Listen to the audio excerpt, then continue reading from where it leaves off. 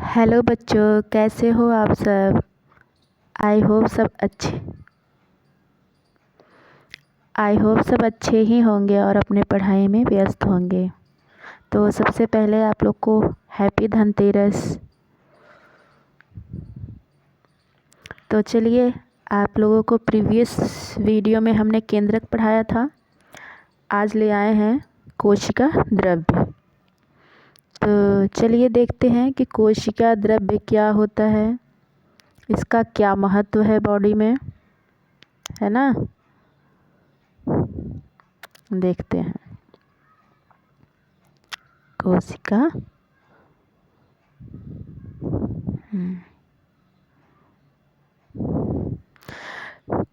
कोशिका में एक बड़ा क्षेत्र दिखता है।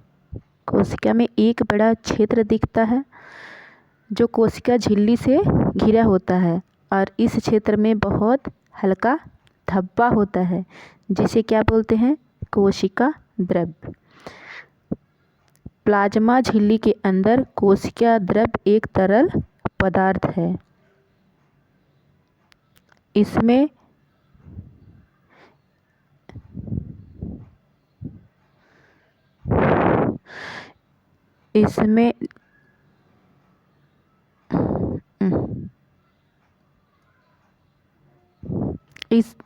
जिन्हें कोशिका हाँ, यहाँ तक हो गया था ना कि प्लाज्मा झिल्ली के अंदर कोशिका द्रव्य एक तरल पदार्थ है। इसमें बहुत से विशिष्ट कोशिका के घटक होते हैं जिन्हें कोशिका अंगक कहते हैं। कोशिका द्रव्य तथा केंद्रक दोनों को मिलाकर क्या बोलते हैं, जीव द्रव्य। जो हाईलाइट किए हैं पॉइंट, आप लोग उसको नोट कर लीजिएगा अपनी कॉपी में। अब देखते हैं कि क्वेश्चन कैसे बनता है ना। तो पहला क्वेश्चन तो बन सकता है कि कोशिका द्रव्य जो होता है किससे घिरा हुआ होता है, तो प्लाज्मा झिल्ली से। किससे घिरा होता है, तो प्लाज्मा झिल्ली से। और कोशिका द्रव्य होता क्या है, तो कोशिका द्रव्य क्या होता है, एक तरल पदार्थ होता है जो प्लाज्मा झिल्ली के अंदर होता है। और तीसरा क्वेश्चन बन सकता है कि जीव द्रव्य किससे मिलकर बना होता है। देखो, जीव द्रव्य किससे मिलकर बना होता है, तो कोशिका द्रव्य और केंद्रक। ठीक है, तो जो क्वेश्चन बन सकते थे हमने बताया आप लोग को। चलते हैं नेक्स्ट।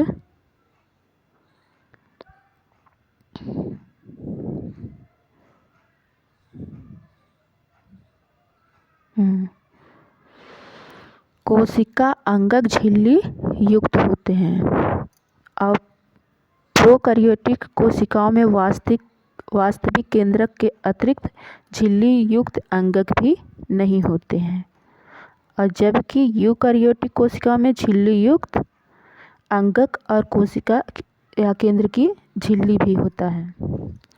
तो हमने पहले भी प्रोकैरियोटिक कोशिकाओं के बारे में बताया था तुम लोगों से कि प्रोकैरियोटिक कोशिकाओं में वास्तविक केंद्रक नहीं होता और ना ही इसमें जो भी अंगक होते हैं उसमें मेम्ब्रेन नहीं होता है।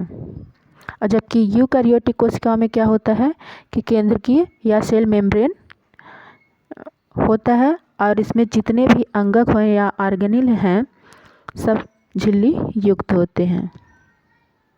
ये बहुत इम्पोर्टेंट है, इसको आप लोग कॉपी में नोट कर लीजिएगा।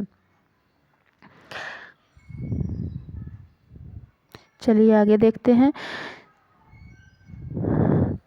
झिल्ली की सार्थकता वायरस के उदाहरण को स्पष्ट कर सकते हैं।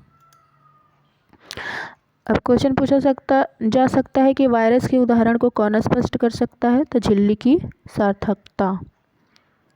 वायरस में किसी प्रकार की भी झिल्ली नहीं होती है और इसलिए इसमें जीवन के गुण तब तक लक्षित नहीं होते जब तक यह किसी सजीव के शरीर में प्रविष्ट करके कोशिका की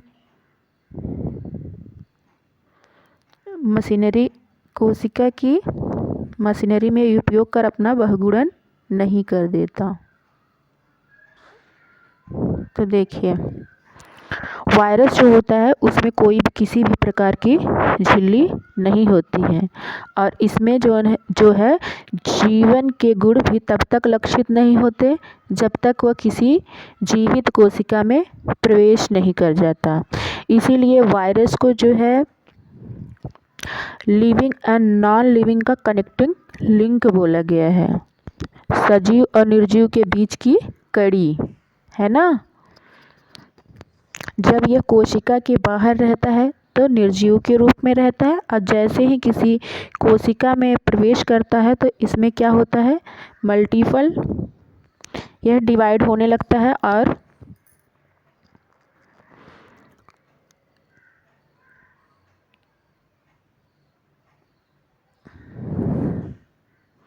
हाँ,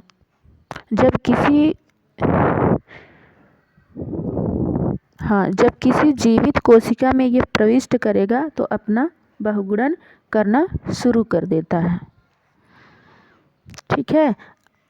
और जब बहुगुणन होने लगता है तो वही क्या है, सजीव के लक्षण, और जब तक कोशिका के बाहर रहता है तो वह निर्जीव के लक्षण।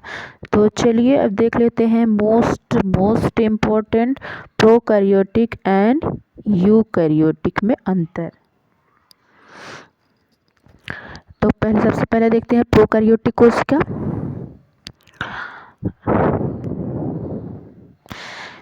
आकार में प्रोकैरियोटिक कोशिका आकार में क्या होता है, प्रायः छोटा होता है, और कितना होता है, 1 से 10 माइक्रोमीटर, 1 से 10 माइक्रोमीटर।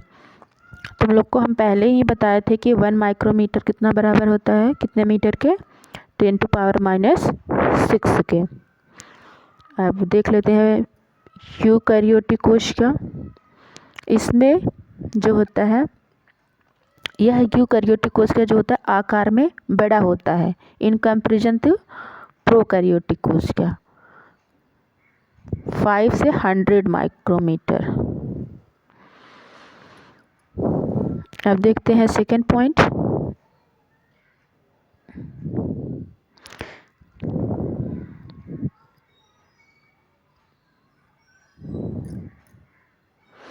केंद्रकीय क्षेत्र, इसमें हमने पहले बताया था कि इसमें जो है केंद्रक वास्तविक केंद्रक नहीं पाया जाता है, और ना ही इसमें न्यूक्लियर मेम्ब्रेन होता है। इसमें क्या होता है, न्यूक्लियाइड जो स्पष्ट रूप से नहीं दिखाई देता है उसे क्या बोलते हैं, न्यूक्लियाइड, जो कि हमने पहले ही बताया था। प्रोकैरियोटिक में क्या होता है, वास्तविक केंद्रक और न्यूक्लियर मेम्ब्रेन एब्सेंट होता है। अब यूकैरियोटिक में देखते हैं केंद्रकीय क्षेत्र सुस्पष्ट, जो चारों ओर केंद्रकीय झिल्ली से घिरा रहता है।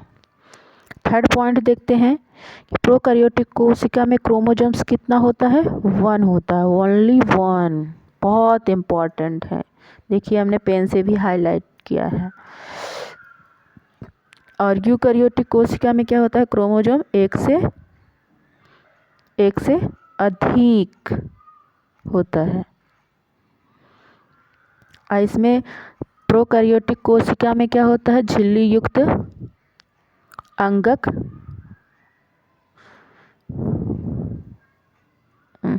क्या हो गया जी,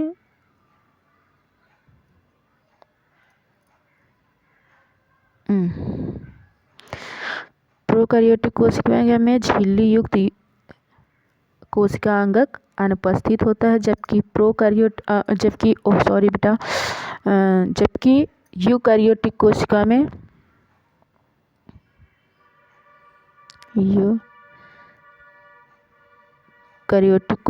क्या होता है, झिल्ली युक्त अंगक होता है।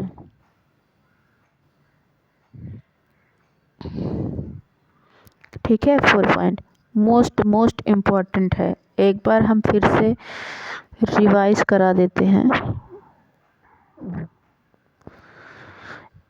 प्रोकैरियोटिक कोशिका का आकार क्या होता है, प्रायः छोटा होता है, और जबकि यूकैरियोटिक कोशिकाओं का आकार जो होता है बड़ा होता है, और इसमें केंद्रकीय क्षेत्र जो है प्रोकैरियोटिक कोशिका में केंद्रकीय क्षेत्र स्पष्ट रूप से दिखाई नहीं देते हैं, उस क्षेत्र को क्या बोलते हैं? न्यूक्लियाइड बोलते हैं।